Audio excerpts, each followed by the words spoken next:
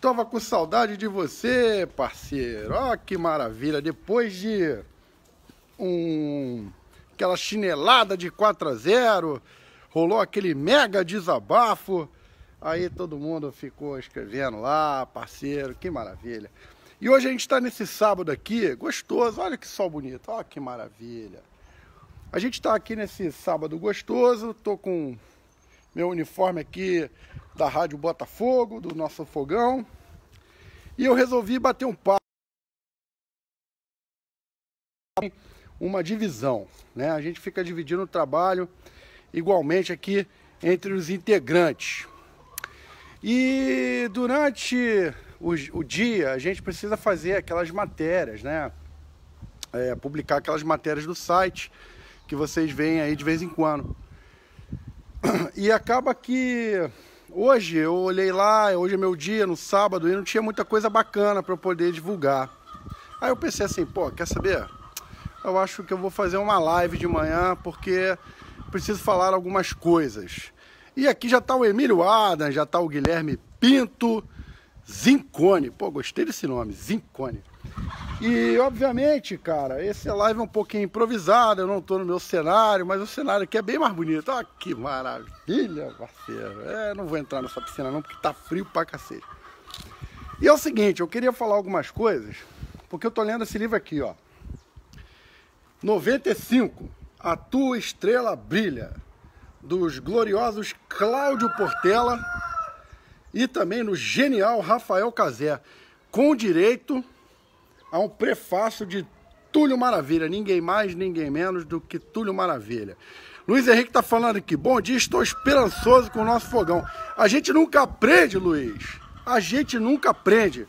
E o Emílio Adams tá falando que eu acordei cedo. Porra, acordei, olha ali, ó. Um monte de galinha cacarejando ali, cara, galo, porra, acordado de madrugada. Pô, brincadeira.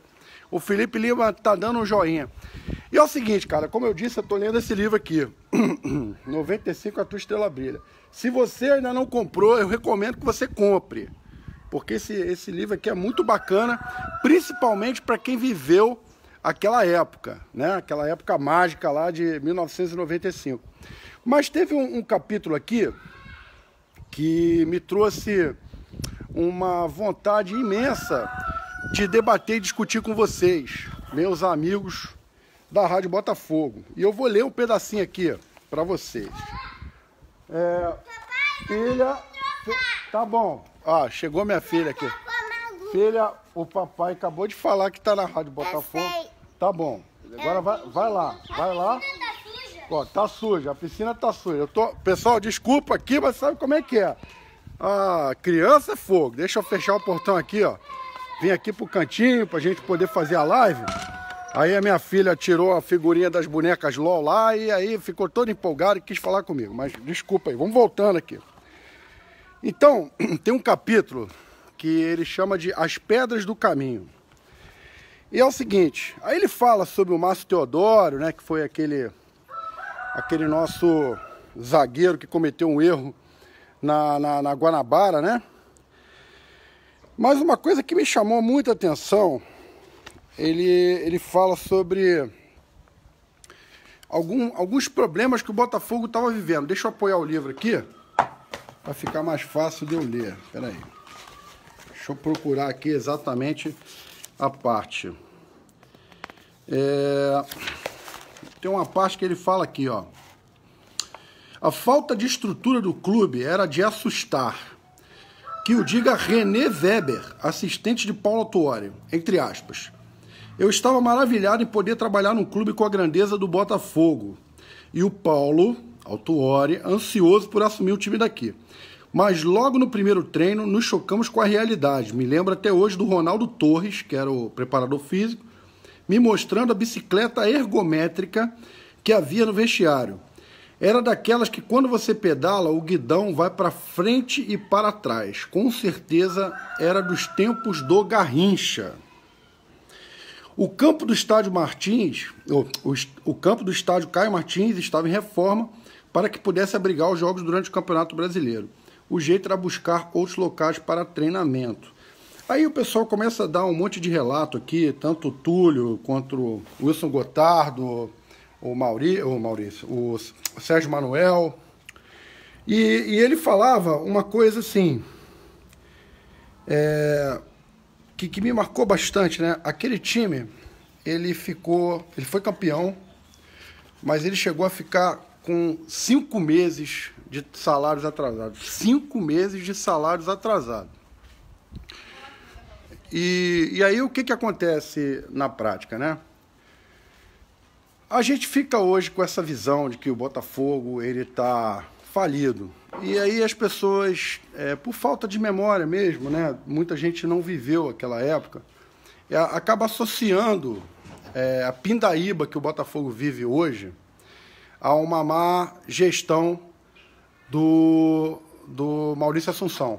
Né? O pessoal, todo mundo fala, pô, quebrou o clube, o Maurício faliu o clube, e aí agora fala também que o Eduardo Pereira faliu o clube, que o Mufarrege faliu o clube. É como se o Botafogo fosse o Real Madrid,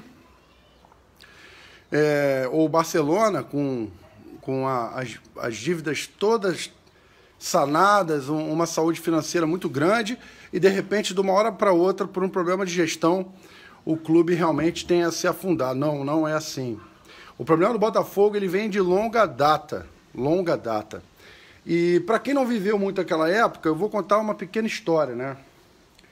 O Botafogo teve aquele problema na década de 70, que perdeu a sede por problema financeiro. A dívida era muito pequena, mas acabou perdendo.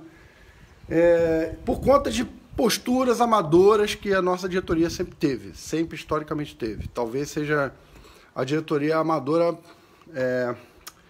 mais clássica, digamos assim, do país em relação a todos os clubes grandes, né? O Botafogo até hoje ele tem uma gestão amadora, quando todos os clubes já estão abandonando esse tipo de gestão faz tempo.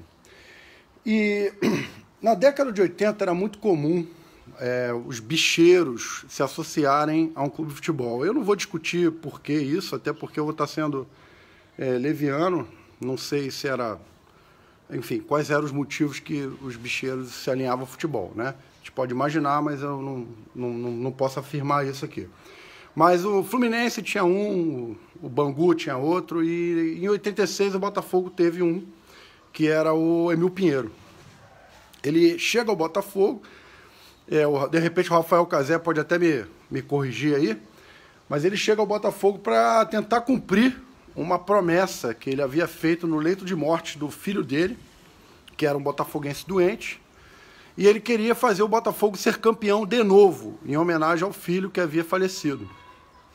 Então ele começa a investir pesadamente no futebol do Botafogo, e o Botafogo começa a ter jogadores de novo no nível de seleção brasileira, né? Em 1988, o Botafogo traz do Bangu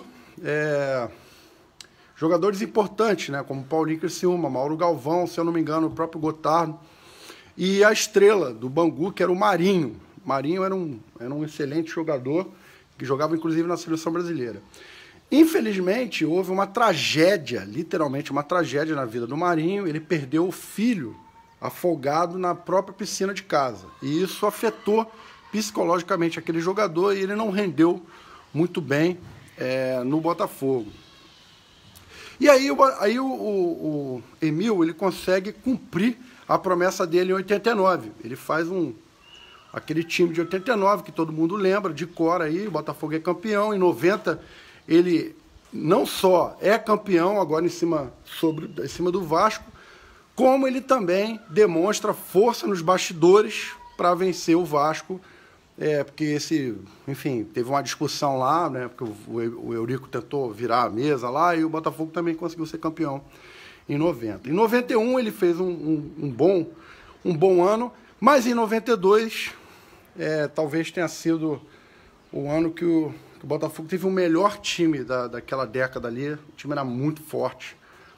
E o Emil, ele tinha acabado de ser presidente em 91, né? Então ele ia ter uma gestão ali em 91, 92, 93. Mas acaba que tem uma tragédia, tragédia não, né? Porque esse nome tragédia, ele passou a não ter muito significado depois de algumas coisas. Mas Aí acaba que em 92, o Botafogo, ele... Minha mulher tá falando aqui, tô me desconcentrando aqui. Então, aí em 92 o Botafogo faz um timaço, né, cara? Tinha Valdeir, tinha Renato Gaúcho, tinha o Márcio Santos, que era um próprio jogador da seleção brasileira, também um zagueiro, aquele que foi campeão em 94. E acaba que acontece aquela derrota de 3-0 pro Flamengo, o Emil afasta alguns jogadores, deu uma crise política, eles tiram ele fora. E em 93 o Botafogo fica na merda. Não tem time, não tem dinheiro nem para montar um único time principal, quanto mais um elenco mesmo. Então ali é quando o Botafogo começa a ficar na pindaíba, né? E aí assume o Mauro Ney Palmeiro junto com o Montenegro, aí começa a montar um novo time em 94, até que vem aquele time de 95. Então vocês veem que o problema do Botafogo, ele não começou ontem. A gente está falando de 25 anos atrás, né? Estou contando a história de 93. São 25 anos atrás, pelo menos, que o Botafogo tinha problemas sérios aí, né? E aqui nesse livro de 95, ele vai contar todos esses detalhes. Ele vai falar sobre como é que veio o patrocínio da 7up. O patrocínio da 7up, ele vem por conta do Talarico, né? Que era um amigo de infância aí do Carlos Augusto Montenegro, botafoguense, que era diretor executivo da Pepsi, e acaba fechando aquele patrocínio com a 7up lá, que todo mundo acabou ficando conhecendo, né? Então, assim, muito bacana esse livro, e eu queria falar também umas coisas assim que me ocorreram hoje de manhã. Por que a gente vive nessa pindaíba? E quando a gente compara com os outros estados, talvez a explicação venha dali. Porque, por exemplo, Rio de Janeiro e São Paulo são os únicos estados que têm 4 times grandes. Sendo que o Rio de Janeiro é a única cidade que tem 4 times grandes. E eu acho que financeiramente essa estrutura ela não se viabiliza. Deixa eu tirar meu óculos, que você está acostumado a me ver sem óculos, né? Então, por exemplo, lá em Minas Gerais você tem o Cruzeiro, você tem o Galo. Então, em termos de investimento, um patrocinador, ele sabe que vai botar o dinheiro no Galo, vai botar dinheiro no Cruzeiro, e um dos dois será campeão, né? Então, ele consegue ter uma visão melhor de onde investir. No Rio Grande do Sul, a mesma coisa. Ou o cara bota o dinheiro no Inter, ou ele bota o dinheiro no Grêmio.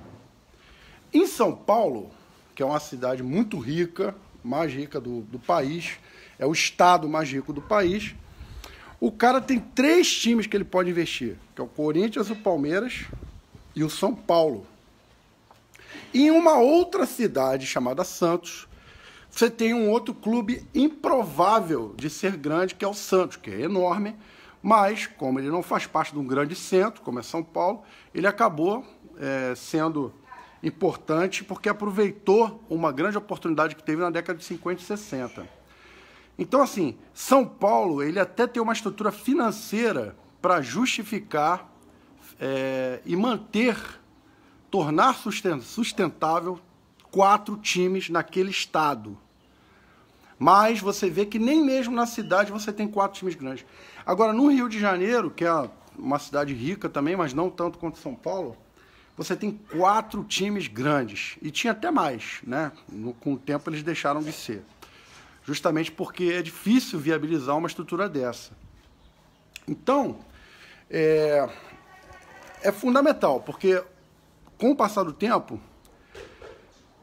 alguns desses times vão ficar para trás, né? Ou o Botafogo ou o Fluminense, para mim, que fica mais evidente, né? O Flamengo hoje tem uma receita muito grande, uma torcida muito grande que acaba sustentando o time e está tendo uma boa gestão, uma excelente gestão.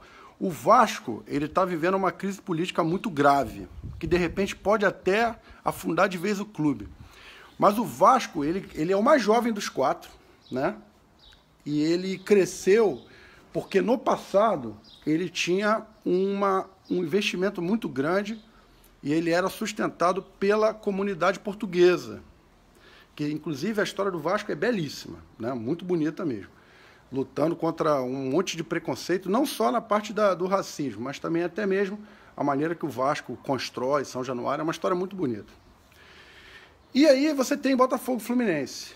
O Fluminense são os dois times grandes mais antigos do Rio de Janeiro e tem estruturas amadoras que já causaram danos irreversíveis à imagem dos clubes. Então, por exemplo, o Fluminense, quando ele foi rebaixado em 96, ele foi rebaixado porque elegeu um presidente que ele falou que ia fazer uma gestão focada no clube social. A prioridade dele não era futebol. Então o Fluminense cai em 96, cai em 97, cai em 98 e é um dano irreversível. E o Botafogo é a mesma coisa. Ele tem gestões amadoras que causam dano sério ao nome, à imagem, ao poder financeiro do clube. Depois é difícil você reverter isso. Então, assim, a gente precisa reagir, porque o tempo está na nossa cola. E ao contrário do Botafogo, o Fluminense recentemente ele obteve bons resultados dentro de campo. O Fluminense foi campeão da Copa do Brasil 2007, foi campeão brasileiro por 2 oportunidades. Então isso, ele dá uma tranquilidade para que ele possa até mesmo cometer erros e seguir em frente. O Botafogo não pode mais cometer erros, né? E ele tem cometido. E você vê que a gestão não muda. Se você ler esse livro aqui, você vai ver que tudo que a gente fala hoje, que a gente, torcedor, reclama da gestão amadora, da falta de dinheiro, da falta de patrocínio, de jogador ruim, tudo isso em 95 já existia. Falta de salário, cara, aquele time foi campeão com 5 meses de salário atrasado. Se você procurar aí nos arquivos da Rádio Botafogo, você vai encontrar que o Wilson Gotardo, uma entrevista que ele deu pra gente, que ele falou que ficaram 5 meses sem salário, né? Com racha no elenco, tudo isso. Então, assim, os nossos problemas, que são grandes, não começaram hoje, não começaram ontem, começaram faz muito tempo. E o tempo está passando, a dívida está aumentando, porque a gente tem se endividado e a dívida não está sendo paga, então naturalmente vai incidir os juros e aí a coisa vai virando uma bola de neve. E como a torcida não se renova, os botafoguenses vão morrendo, vão ficando velhos, vão desistindo, vão ficando de saco cheio. Então fica mais difícil ainda você pagar essa dívida. Então se você pudesse dividir a dívida total do Botafogo pelo número total de torcedores dele, já dá um número muito grande. É difícil pagar, ao contrário do Flamengo, por exemplo. E você ainda vai diminuindo o número de torcedores, porque eles vão morrendo, não vão nascendo novos, não vão renovando, e os caras que estão aí estão ficando de saco cheio e estão preferindo fazer outras coisas. Então isso é muito grave e fica cada vez mais difícil a gente conseguir reverter essa situação. Então o Botafogo não pode mais errar, o Botafogo não pode mais cometer algumas decisões amadoras, ele não pode mais renovar com o Dudu Cearense, ele não pode mais ter um estádio onde o telão não funciona, onde demora 1 hora para você entrar porque você não tem catraca, ou a catraca não está funcionando. Não, porra, não pode mais. Não pode ter um patrocínio que, porra, pague e o Botafogo não honre o salário dos jogadores, porque isso vai gerar mais dívida, vai gerar descrédito, o jogador não vai querer vir para cá. Então, assim, a gente vem cometendo erros que estão associados a uma questão amadora há muito tempo. Há muito tempo. E eu poderia dar vários exemplos aqui. E vou dar um exemplo aqui muito interessante, que a galera vai me xingar. Porque vão falar assim, o Dupin está defendendo o Renato Gaúcho. Não tô. E eu vou falar isso aqui porque eu mudei a minha visão. Porque o que aconteceu em 92, eu fiquei puto da vida em 92. Mas hoje eu vejo que aquele erro não foi cometido pelo Renato, foi cometido pela nossa diretoria. E eu vou falar agora. O Renato Gaúcho, ele foi expulso do clube, para quem não lembra, entre o primeiro e o segundo jogo da final do Campeonato Brasileiro de 92. O Botafogo perdeu de 3-0, né? O primeiro jogo. E o Renato Gaúcho era o principal jogador. Só que ele, naquela semana, havia feito uma aposta com um jogador chamado Gaúcho, que vinculou na imprensa. Todo mundo sabia daquela porra daquela aposta. Que quem perdesse aquele jogo teria que fazer um churrasco pro outro. Então o Renato Gaúcho, ele pagou a aposta. Então ele foi lá, fez o churrasco, serviu o Gaúcho na boca dele e tal. E essas imagens foram parar no Globo Esporte na segunda-feira. E a diretoria e a própria torcida do Botafogo, elas caíram na pilha da Flapress. Ali foi isso, caímos na pilha da Flapress. Por quê? Porque os caras pensaram, porra, a gente tomou de 3-0 ontem e o cara tá comemorando com o time do Flamengo. Não era isso. Ele não estava comemorando com o time do Flamengo. Aí o que aconteceu? Veio um papo de que os jogadores tinham sido subornados, e aí afastou o Renato, o Chicão já não tinha jogado o primeiro jogo, jogou o segundo, porra, machucado e tal. Então, assim, ficou impossível reverter aquela partida. Impossível. E se você parar para pensar, o Botafogo tinha time para poder reverter aquela partida. Tinha time para poder reverter aquela partida. Só que sem o Renato Gaúcho em campo, não tinha jeito. Isso aconteceu por conta de uma decisão de cabeça quente, uma decisão... É óbvio que a gente não sabe o que aconteceu ali nos bastidores, né?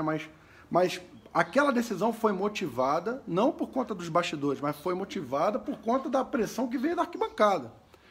Então, na minha opinião, aquilo foi uma coisa que deu um tiro no nosso próprio pé.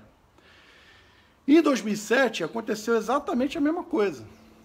O Zé Roberto, que era um jogador importantíssimo, nosso camisa 10 ali, eu não sei se era 10 ou 11, acho que era 11, né? O 10 era o Lúcio Flávio, eu acho.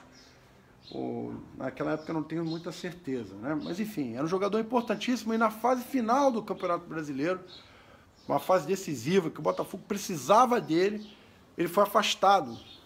Ele foi afastado. E o Botafogo não tinha um jogador no mesmo nível para substituí-lo. E aí a gente foi ladeira abaixo, em 2007. Em 2014, a gente cometeu a mesma coisa. A gente afastou de uma tacada só Sheik, Bolívar, Júlio César e Edilson, que eram talvez os principais jogadores do Botafogo daquele ano. E o que aconteceu? Fomos rebaixados. Então, assim, óbvio que a gente não sabe de bastidores o que realmente acontecia internamente ao clube. Eu realmente não tenho condição de falar sobre isso. Mas você vê que decisões como essas, de cabeça quente, têm prejudicado o Botafogo. E são decisões historicamente amadoras, né? E a gente também sofre com isso. O problema não é só essa questão de dinheiro, financeiro, patrocínio. A gente tem uma questão comportamental também, que a gente precisa vencer. Eu não consigo me imaginar, sei lá, o Barcelona tomando uma atitude dessa, ou o Real Madrid, ou até mesmo o Flamengo, entendeu? O Flamengo em 2009, por exemplo, nitidamente havia um problema com o Adriano, né? A gente não sabe o que é, mas havia um problema com o Adriano, e o Flamengo fez de tudo para manter o jogador ali, jogando para que ele pudesse ter um objetivo final, que era o Campeonato Brasileiro. Eu não vejo isso na história do Botafogo. Talvez a última vez que a gente possa ter tido uma diretoria com foco num resultado, talvez na década de 60 com o Garrincha. O Garrincha devia aprontar as deles lá e os caras mantinham que tinham um outro objetivo maior, digamos assim. Então é isso, pessoal. Já vi aqui, ó, meu primo Felipe Dupin, porra, meu camarada, tá falando que tem que ter uma gestão profissional. É verdade, Dupin legítimo, esse é o Dupin com a letra N, eu sou o falsificado. O Jorge Viana tá falando, pois é, Dupin, desde 92, nossa torcida da Ibope é Flapress. Isso também não mudou. Luiz Henrique, ó, Dupin, o Botafogo vai ganhar do Fluminense com certeza. Para comemorar nossa vitória, a Rádio Botafogo poderia sortear alguma coisa que eu não consegui ver. É isso aí, pra cima dele, Luiz. Vamos ganhar o Fluminense amanhã. Ai, ai, Flávio Souza, meu xará. Pô, tem Flávio, tem Dupin na live, olha que maravilha. Uma live dessa tem que chegar na diretoria, Conselho Fiscal. Parabéns, Rádio Botafogo. Pois é, galera. Ó, essa aqui é a minha opinião. Coisas que eu fui tirando aqui da minha memória. Não tem uma pauta fixa. Aqui tá totalmente tudo improvisado. Você tá vendo aqui. A gente vai fazer um churrasco aqui daqui a pouco. Tô nem em casa hoje. Mas eu queria falar essas palavras com vocês. E eu quero deixar aqui registrado mais uma vez. Ó, não ganho nada para fazer isso, tá? Apenas quero compartilhar um pouquinho desses conhecimentos que a gente adquire aí ao longo do tempo sobre o Botafogo.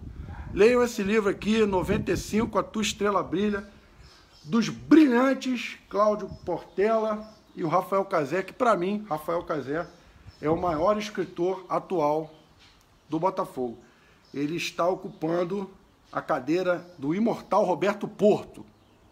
A Rafael Cazé, eu sou fã do Rafael Cazé, e estava aqui ele há pouco tempo na nossa live.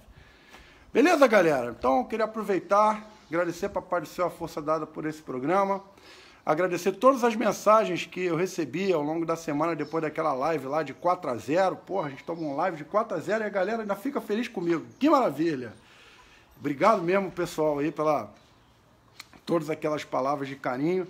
Muita gente me adicionou no Instagram, no Facebook e mandou mensagem aí, isso é muito bacana. A galera fica feliz com a postura da Rádio Botafogo e eu tenho muito orgulho de fazer parte desse time.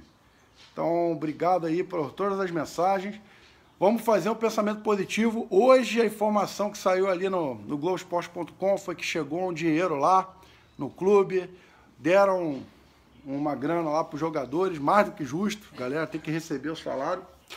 E vamos ver se isso vai ser um incentivo para que amanhã o Botafogo possa fazer uma boa atuação e, quem sabe, conseguir vencer o Fluminense lá no Maracanã. Estamos precisando para poder tirar essa corda do pescoço.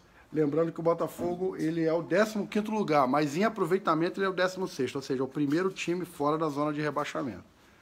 Beleza? Valeu, galera. Obrigado pela atenção, obrigado pela audiência. A gente se vê amanhã, depois do jogo do Fluminense. Vai ter alguém aqui da Rádio Botafogo para fazer essa live. E se Deus quiser, vai ser uma live com vitória. Valeu, galera. Deixa o seu joinha, se inscreva no nosso canal. É importante pra gente e você não paga nada por isso. Valeu, galera. Pra cima deles, Fogão!